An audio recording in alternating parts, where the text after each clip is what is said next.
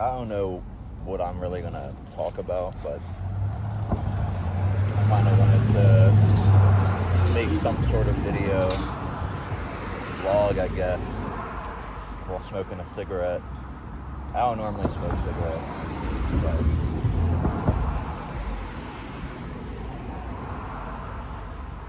I did it this one morning. I mean, minus the vlog part, but I was just kind of sitting here, felt in the mood for a cigarette. Went down to the corner store, got me coffee. It was early in the morning, but I'm sitting here in my front yard, just smoking a cigarette, drinking some coffee, and it got me thinking. I watch a lot of people who make somewhat similar content, and kind of thought, there's no reason I can't really do that myself.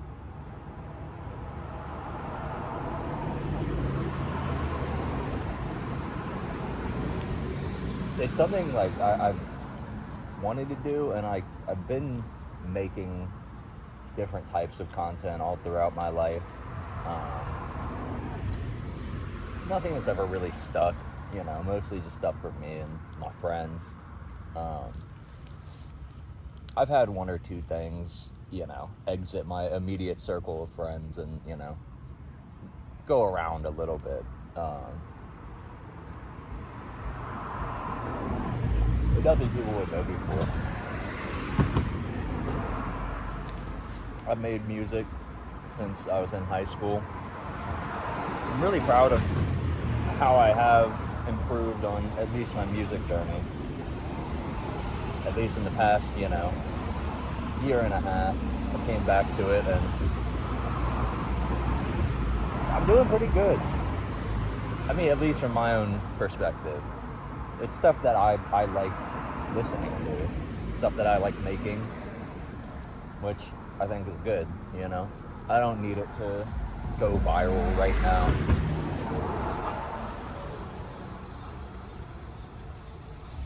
I don't need to be a big musician right this second. I don't mind waiting. And I have waited for a long time. I'm going to wait a little bit longer. I'm going to try to enjoy the moments that I can, which I think is the most important thing.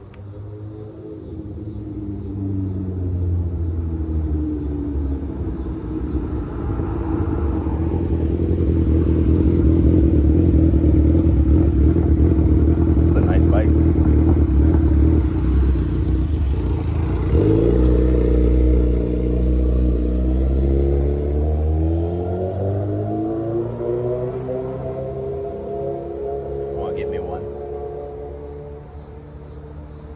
Hopefully sometime soon. Maybe I can.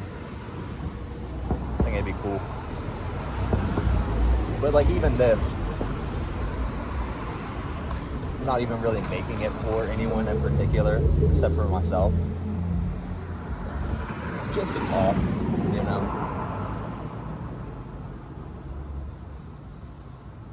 Maybe I'll look back on this in X amount of years and use it kind of as a starting place for my journey. As you can see, I don't even smoke cigarettes like that. I don't even like the taste. It's a Newport.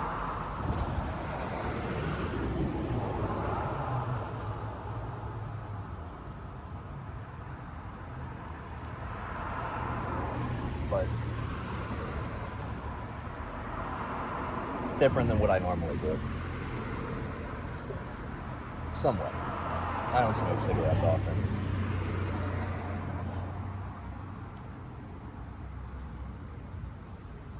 I don't think you should. If you never had, don't start. That's what everybody will tell you, but if you really feel like trying one, try it. I mean, what's the point in things existing if not to experience them, I guess?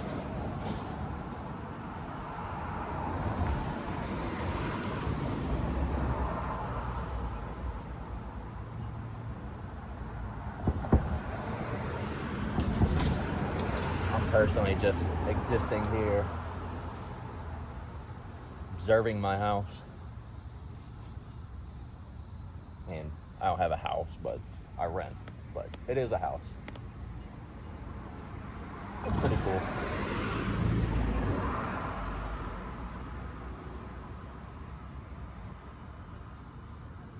I've been here almost 2 years at this point.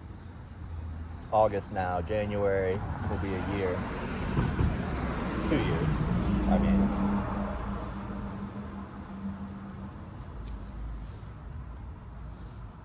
It's been a year since my fiance passed away. I moved into this house with them beginning of January 2024.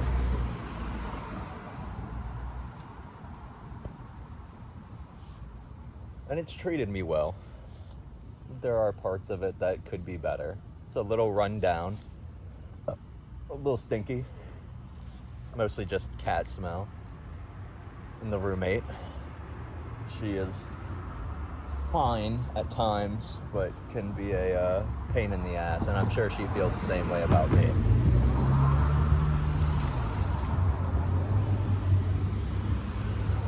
But whatever. At this point,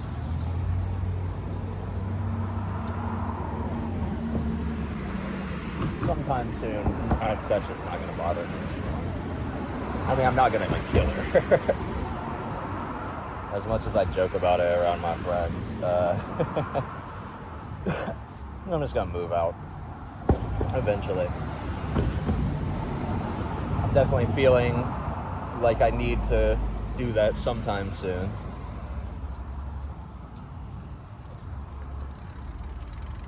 But I like the neighborhood. Some people would say it's a bit sketch, ghetto, hood. I think this is just my city.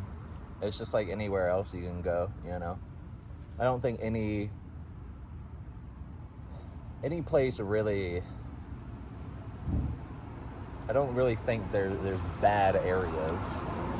I think it's energy, mostly.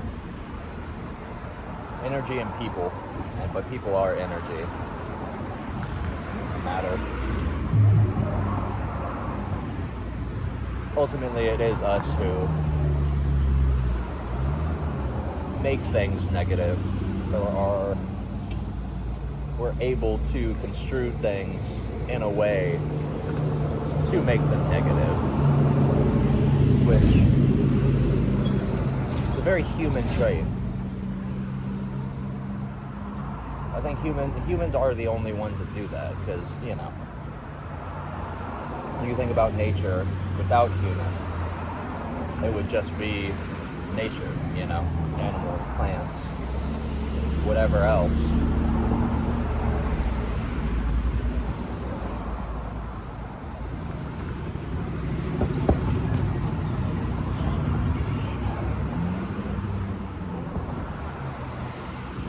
I think as people, we've definitely brought a lot of negativity into the world. Everybody has. Nobody's perfect. Nobody's better than anybody else. Nothing is really better than anything else.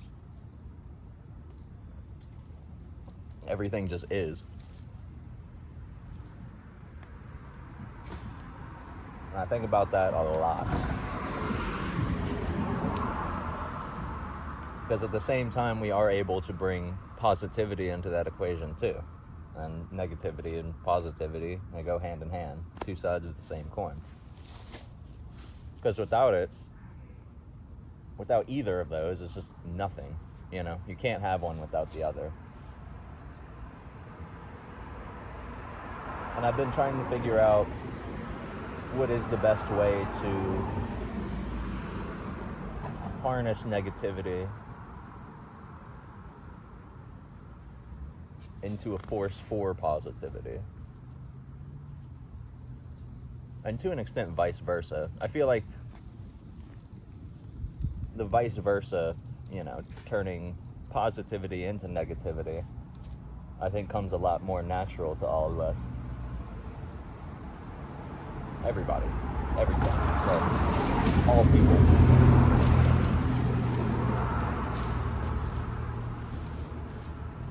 It's definitely much harder to turn something negative into something positive, but it's not impossible. I mean, you think about mathematically how you would do that. Say a negative number, turning it positive, you would multiply it by another negative number. I think that's right. Not very good at math. I didn't get much further than algebra 2, and even that I didn't. I couldn't get algebra 2. I couldn't get geometry, to be honest. Which is another thing that I've been, I guess, trying to study up on a little bit. I mean, I don't think it's crazy important to actually know the full function and how to do it, as long as you can ultimately get the concept and get it to where it needs to be. Whatever your variable is.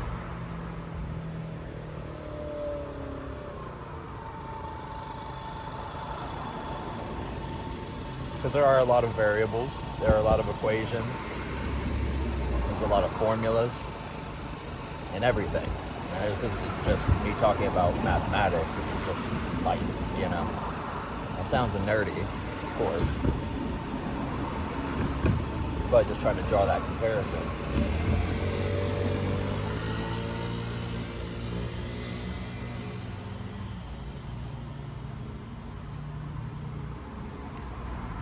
With people, it does get more weird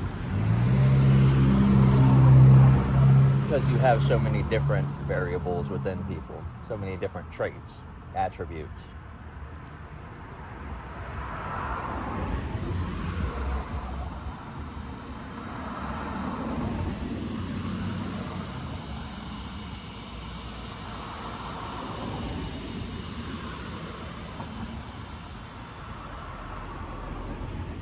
So I think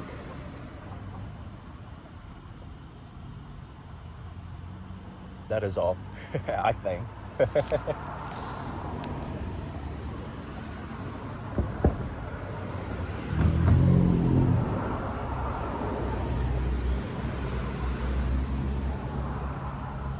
I think that we all have this potential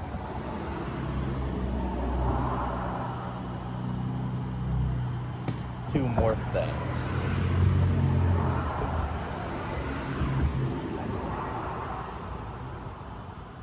Constantly. As you're always living in the present moment, things are always changing. Time, in particular, is a weird one that I think most of us just have no... I think we're getting closer to the actual answer about time, about life, about energy. But eventually you get into the land of diminishing returns. With anything. It's another formula, I guess. Problem.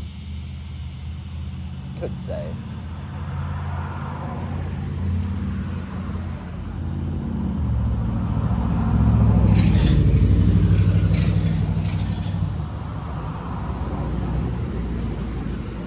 But what do you do when you do reach that point of diminishing returns?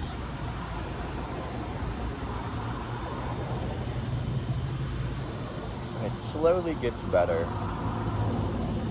but it's never gonna be completely perfect. It's hard to say. I think there's a lot of ways that you can go about it. But I think the easiest way is just to completely change.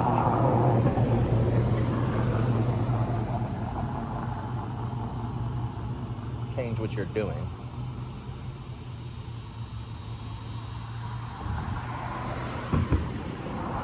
Maybe dramatically. Maybe just slowly.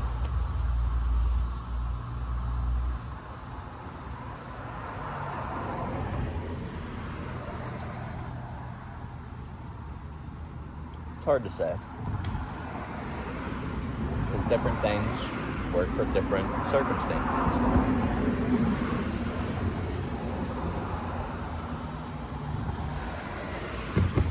And a lot of what I'm saying might make sense, might seem very obvious to some people, might make no sense at all to others. So I probably sound like I'm just rambling. But I don't think there is any real point to any of this, what we're doing. And that's not necessarily a bad thing. I think we all have goals. We have things that we want to do. We have a place that we would like to end up and reach. The ultimate goal. Whatever it is for each individual is going to vary completely. Like for me, the ultimate goal, what I would like to do in my lifetime, what I think would be the full culmination of everything that has and may happen in my life, the way I'd like it to end. I mean, as humans, we gotta all assume it's gonna be death. But for me, I think it'd be really cool, like, if you could pick your death, like, how would you want to die? For me, I'd want to die, I guess, on the front line of exploration. Whatever that might mean. I personally think it would be my ultimate life's goal to fly into a black hole, interstellar style, Matthew McConaughey. I think that shit would be fucking awesome. Even if, you know, what they've said is true, you know, the old way of thinking about a black hole, even if it does tear me apart molecule by molecule, and it's like that rifle that the Mandalorian has, where it like vaporizes every atom in your body and it slows down time so you feel it like stretched out as you vaporize. Even if that happened, I mean, you gotta think that would probably be the most pain that any human could ever possibly experience. If you felt every single atom in your body, every single molecule getting torn apart, it'd be pretty badass to do that. Even if I did die, you know, then at least we'd know, oh yeah, don't fly into those big fucking black holes, dude, because it's gonna be bad. I don't think it works like that, though. I don't think that makes sense, because why would there just be a giant death hole? Multiple. Infinitesimal. We don't even know how many are out there. But there's just these tiny black holes everywhere. Like, why would these death holes exist? It doesn't make sense to me.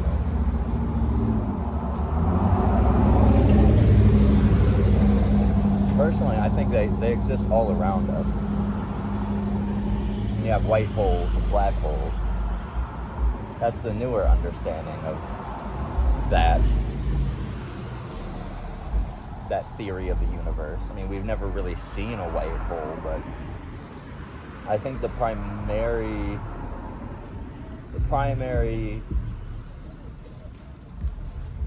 element of space is likely black holes.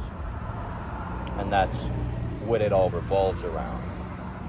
And this was explained to me through a Kurzgesagt video, and I got my own reservations about them. But I think that's probably the most accurate way that this all works, is it's a giant system that's constantly creating, destroying, It's a circle of life and death.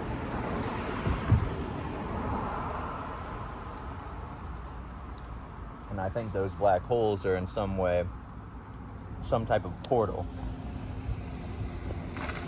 Same thing with white holes. Black hole is just the entrance. The white hole is the exit. You know, light at the end of the tunnel. I think that's what a black hole is like.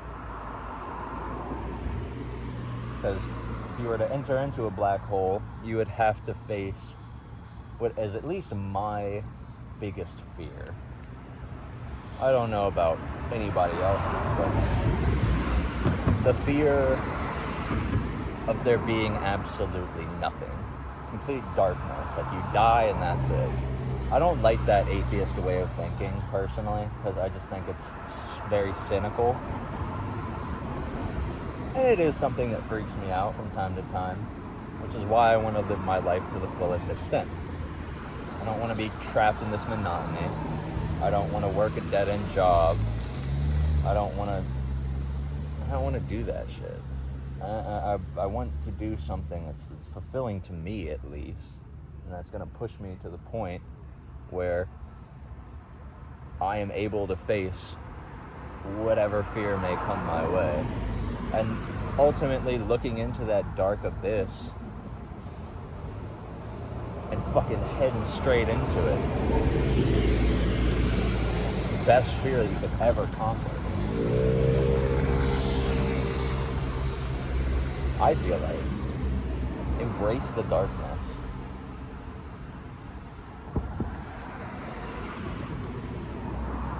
Kind of loops back to that negativity thing I was talking about, you know? We could make it negative, you know? Like I just said, you know, black hole could be this infinitesimal death hole that rips you apart in the most excruciating way possible. But it could also be the border between this life and something completely different, you know? Who knows what's on the other side?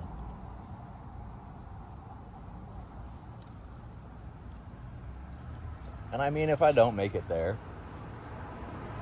it's okay.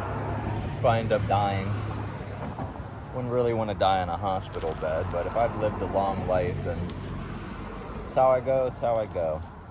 And I'll get to confront what's on the other side afterwards. I don't know, maybe it's just reincarnation. Maybe I'll die and I'll start again. Just be like, fuck. Now I gotta do this shit all over again because I didn't do something right the first time. It'd be annoying, but I'd do it again.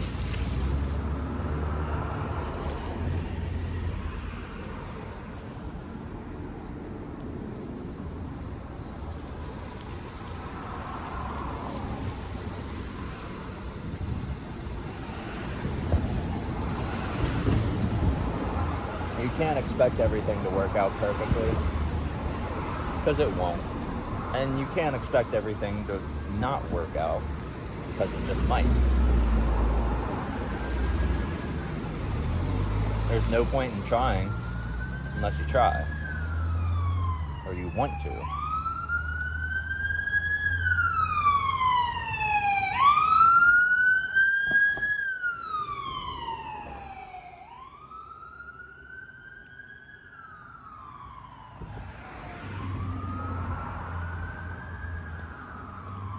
You know, like you think about that. People living and dying, being born, loving, hating, every second. There's a lot of people out there. And we're conscious of it to some extent, you know? Nobody knows the true state or the true nature of confidence. Consciousness. Nobody knows the true state of consciousness.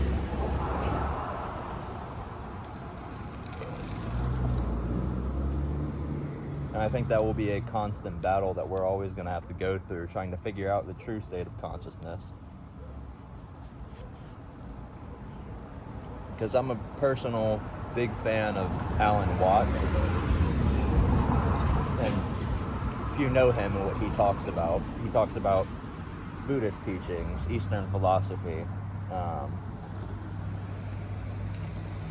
Very, very well-spoken man. Very well-spoken. Gotta say, he's 110% my favorite philosopher ever. Because you can sit there and listen to that man for hours and hours. At least I can. When I'm going to sleep, I love listening to Alan Watts. His voice is just so soothing. And he's kind of silly, too, you know? Like, in a very stoic, you know, intellectual way. But he still likes to have fun sometimes. I mean, he's dead. But died of alcoholism.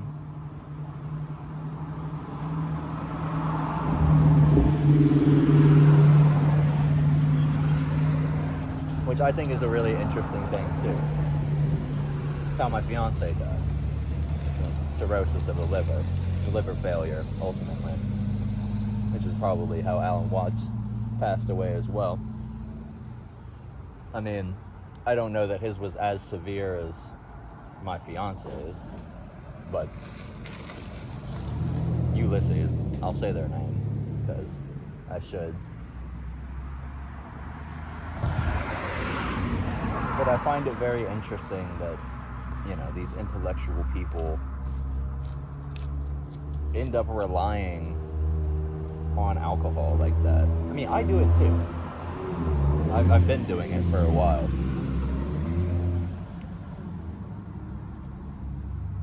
But when it comes to the true nature of consciousness, we want to experience consciousness in its fullest. And I definitely believe to a certain extent that alcohol, substances in general, not even just alcohol, marijuana, cocaine, ketamine, LSD, DMT, whatever you want to talk about, you know, whatever is your poison of choice. I mean, to an extent, we're all slowly killing ourselves, or finding a way to kill ourselves, while also trying to preserve what we have for as long as we can. Which is why alcohol is, I think, a big driver for intellectual people. Is as you consume alcohol, it opens your clarity a little bit, opens your mind. Marijuana does the same thing. LSD can do the same thing. At the same time, all these things can ruin your life as well. Again, with the positive and negative of humanity. When you have a lot of outside forces telling you that something is negative, to an extent your subconscious believes it. But there will also be a part of your subconscious that doesn't believe it and thinks the opposite. With any given thing, it can be completely different, you know. One's much more subtle than the other, you know. But you still have that subconscious belief ingrained within you.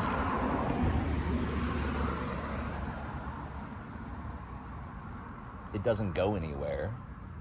You just may become aware of it, or you may be completely blind to it.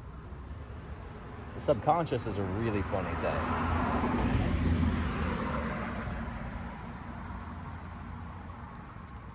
Again, why I say I don't think we'll ever really truly know the true nature of consciousness. And I was going to make a point, which I just remembered that I was going to make this point, but Alan Watts described life as a game of hide and seek. Or, well, shouldn't say Alan. Well, he did say this, but it wasn't him who came up with this idea. But life is a game of hide and seek, and I think that's what consciousness is too. Because if you think about consciousness,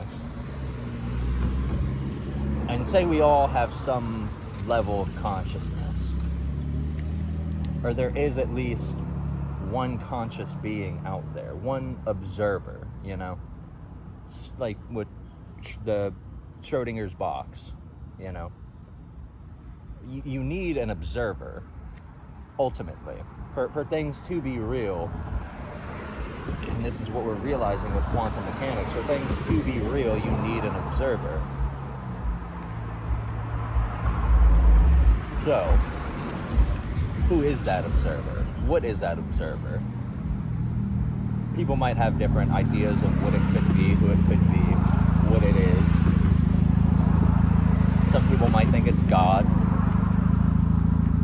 Could just be a random person walking around on the street, you know? Who might not even know it.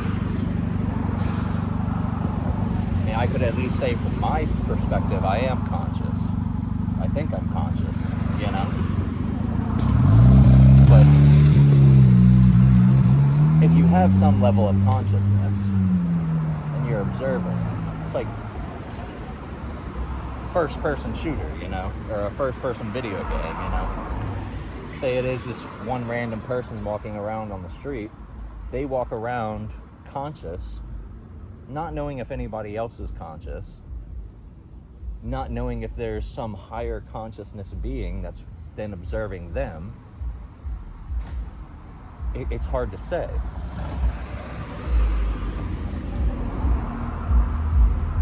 I believe in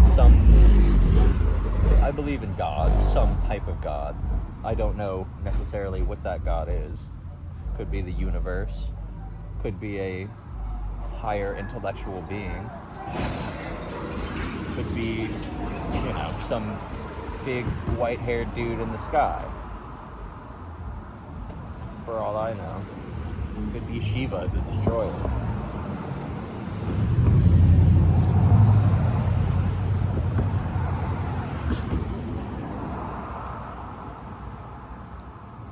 It's something I've thought about for as long as I can remember. It's like, what is consciousness? Who is conscious? Who is truly conscious? I'm the only one that can say that I am, personally. I am conscious. I'm seeing through my eyes right now. And I'm in this first-person video game of myself.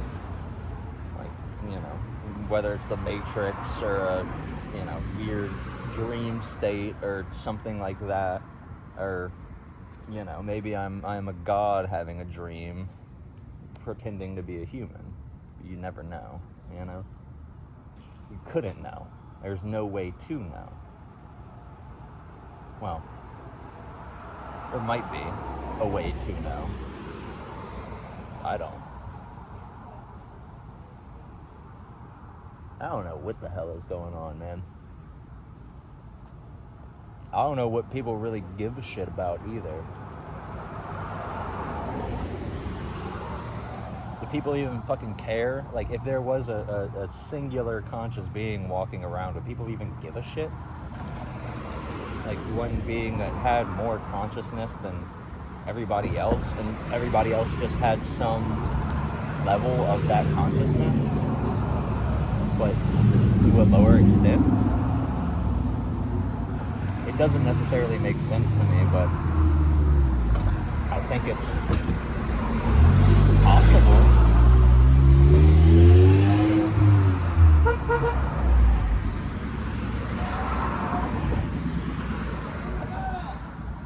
But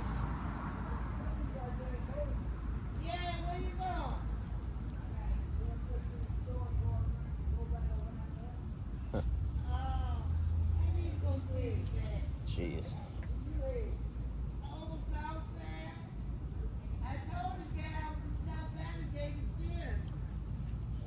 You know, I think things are a lot more simple than we'd like to think. People like to think about conspiracies and stuff like that. I do too, personally. I'm super into conspiracies. But I think it's all probably a lot more simple than we think it is. Or we at least like to pretend that it isn't, you know. We're dreamers, for sure. Everybody is. I'm a dreamer too. I like to dream. I have weird dreams, but they feel real. as of recent, my dreams have been feeling so much more real.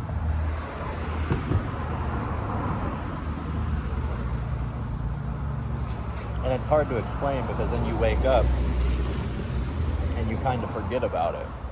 At least I do. And that's been something that I've been trying to figure out how to remedy. How do I remember more? How do I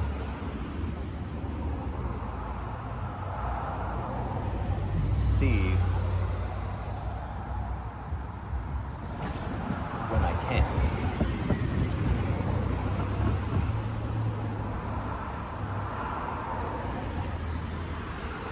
I don't know.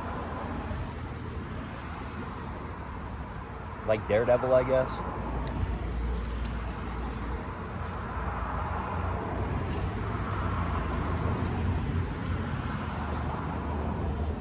It's hard to say for sure what the fuck is really going on here, but I'll keep y'all updated once I get some more answers.